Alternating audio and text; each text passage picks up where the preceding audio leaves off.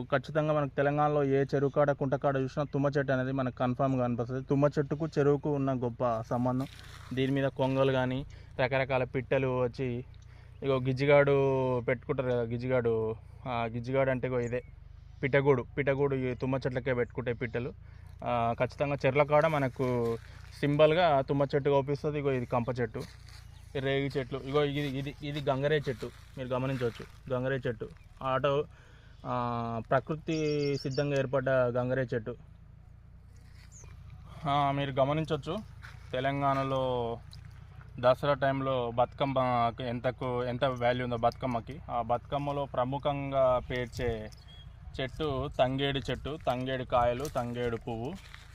తంగేడు చెట్టుతోటి మనకు తెలంగాణ జానపదంలో ఎంతో సంబంధం ఉంది. తంగేడు చెట్టును మీరు అద్భుతంగా గమనించవచ్చు. తంగేడు కాయలు ఇవి. తంగేడు పచ్చిగున్నప్పుడు ఒట్టిగా అయిన తర్వాత తంగేడు కాయలు. తంగేడు చెట్టు ఇది.